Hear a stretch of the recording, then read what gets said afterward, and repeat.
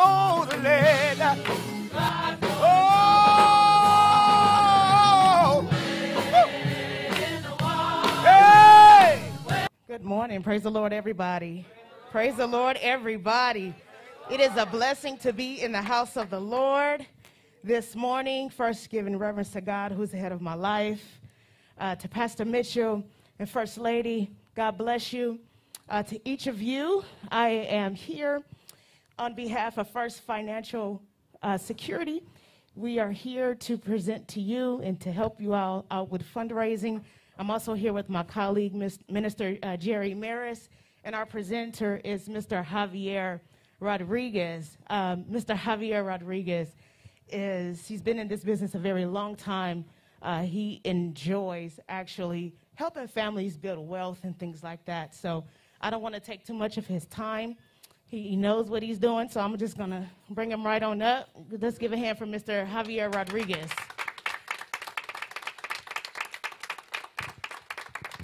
You are welcome. Thank you so much. Of course. Good morning. Good morning. As mentioned, my name is Javier Rodriguez, and it truly is an honor to be here in the house of God today. First, foremost, give thanks to God for allowing me to wake up this morning. That is a true blessing for another day to serve Him. And two things that I'm very passionate about: helping people become financially stable in our communities. I just have a really passion for that. And the second thing I love to do is help churches raise funds. Amen. It is very important to understand that a church needs our support. We are supposed to be here for the church, not necessarily the other way around. Does that make sense? And there's a lot of people to help, a lot of people to save, and a lot of word to spread, but we can't do it if these doors are shut. And so today, after my presentation, we're going to do a fundraising event where we're going to ask you to support your church. And in the process of that, by you blessing the church, God's going to bless you with a lot of different things that I'll get into in just 1 second. Now, this is a presentation that usually takes me probably an hour that I get to do in 5 minutes. So don't blink, please, because you're going to miss it.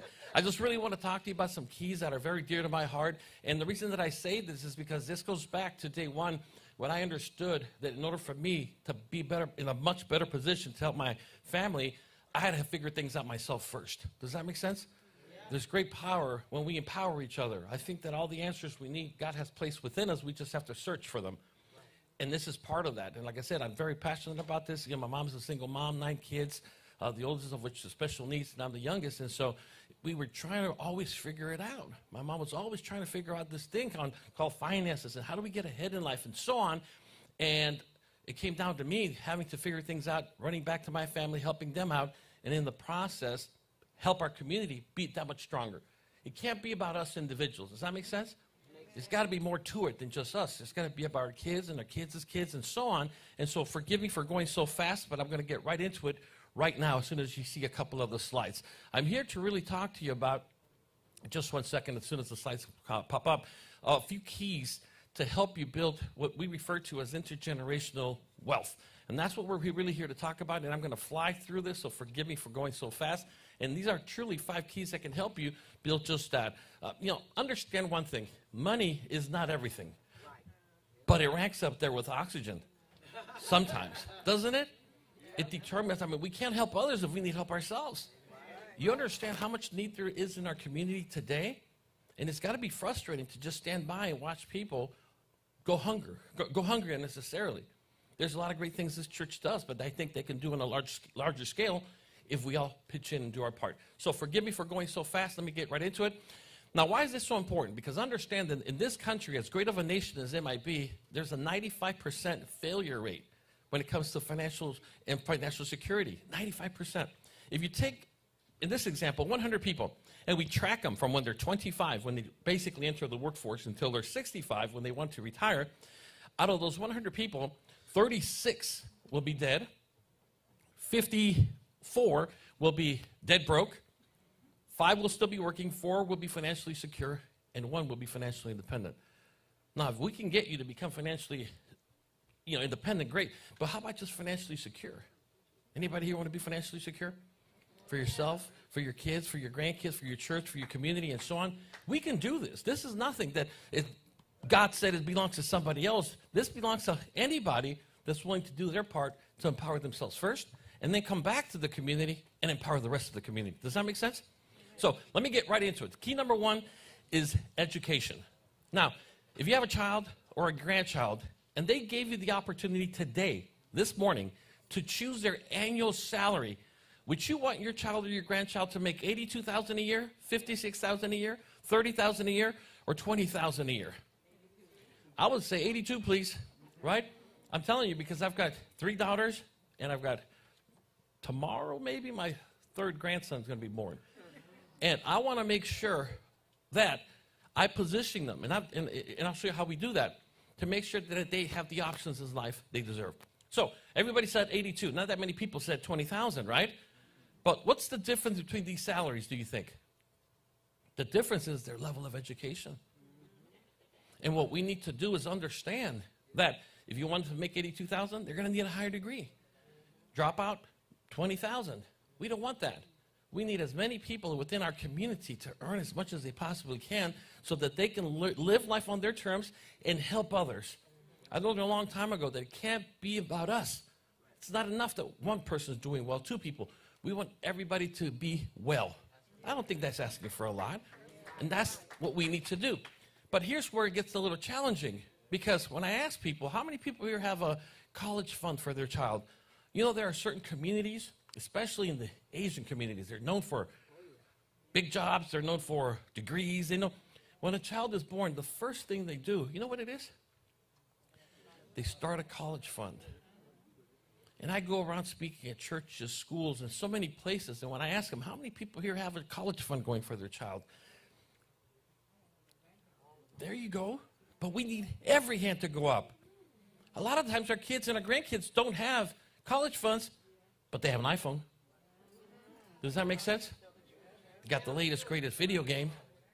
And sometimes our priorities are a little screwed up.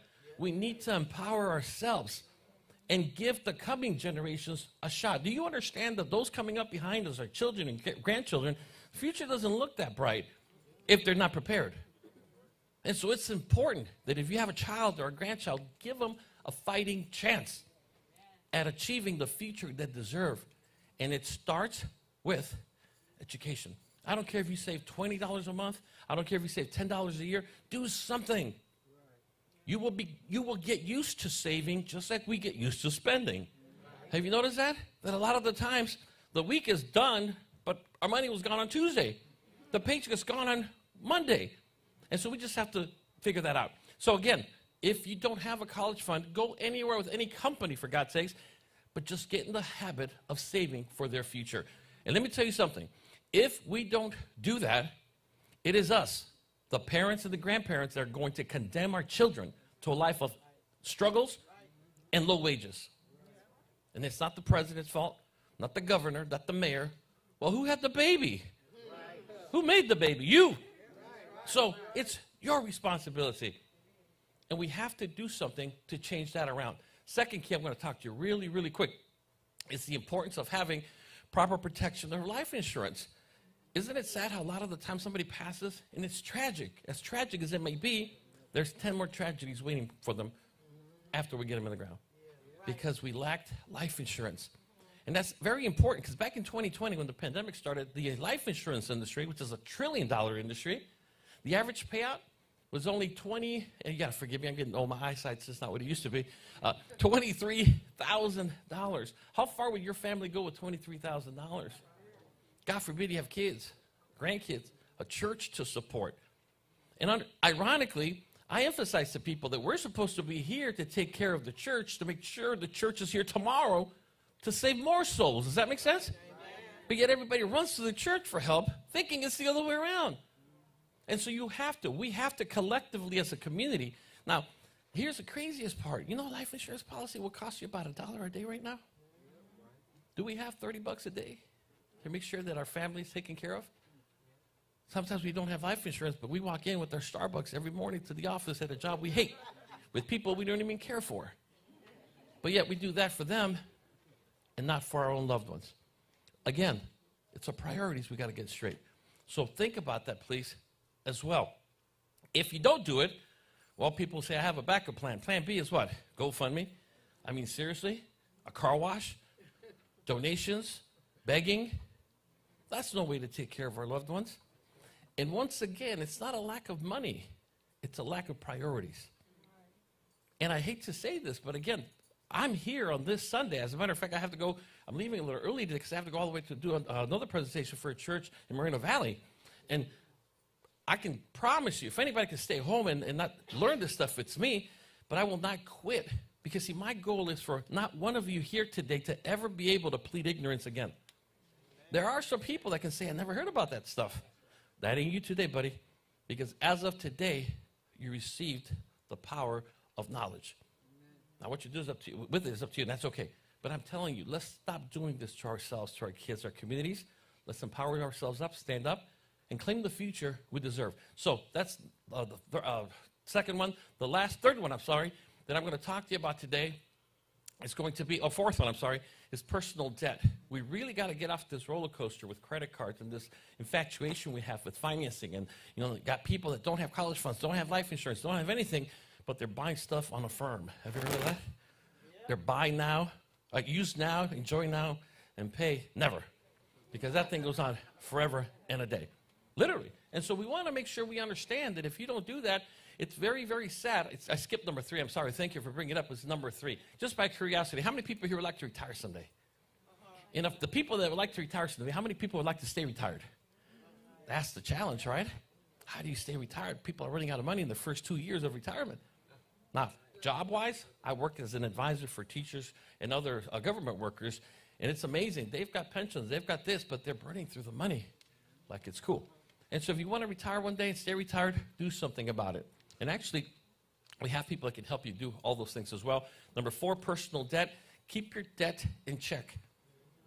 You will never, and I say this again, you will never get anywhere in life, financially speaking, when you owe your future to your creditors. That is horrible.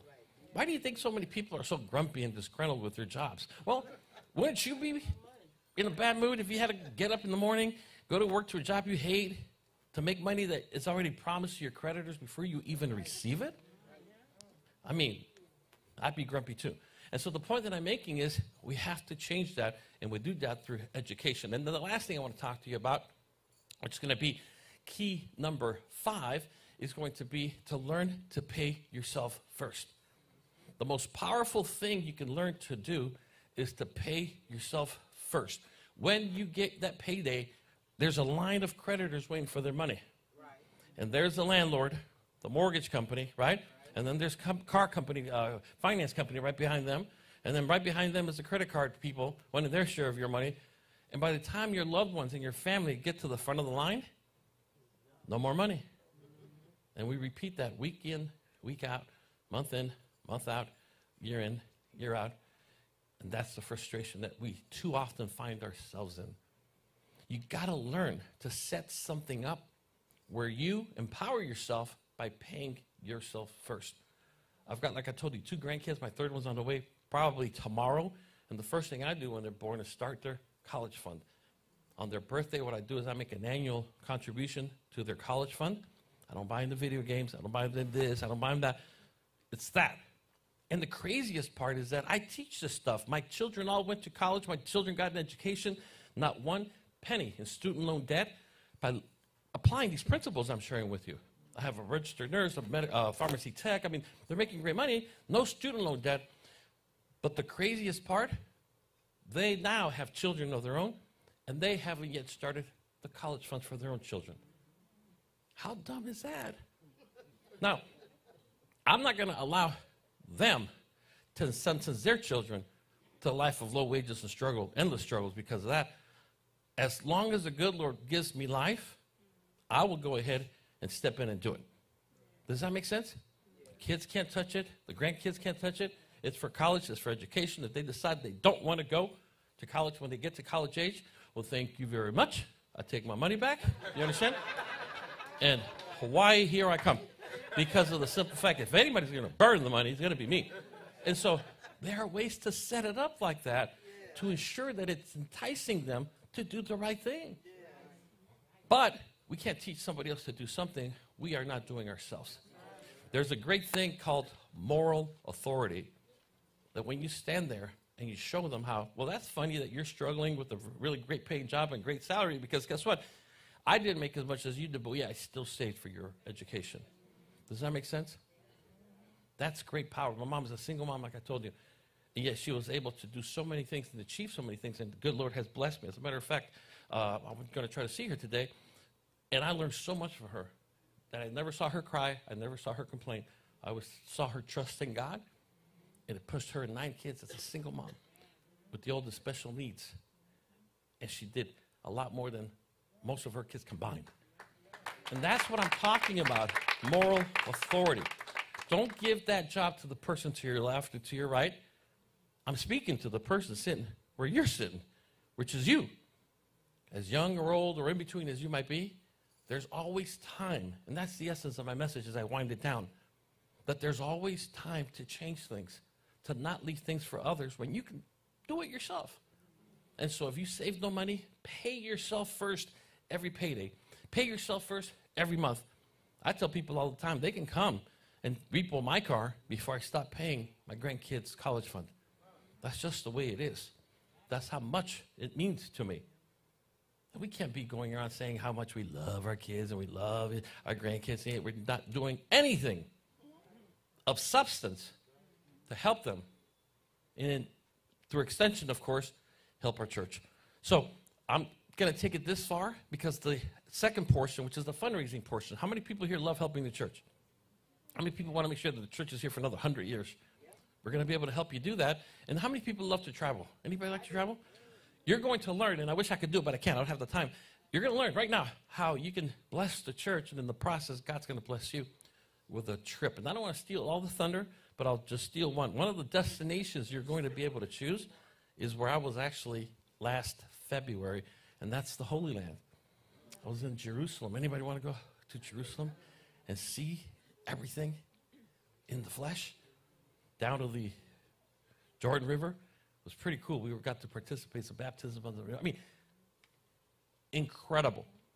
And you're going to have the opportunity today to receive, I think it's 5 days, 4 nights in Jerusalem just for helping the church, which, by the way, we should do it just because it's our church. We shouldn't be bribed to help in the church. And so please do your part to help out the church. And in the process, you're going to expand your horizons by choosing one of 4. That's just one. Jerusalem, there's 4 destinations you can choose from. So thank you so much to everybody for your time. And I really challenge you to take advantage of this great opportunity to help others. We got to, pack up the house more every Sunday, right?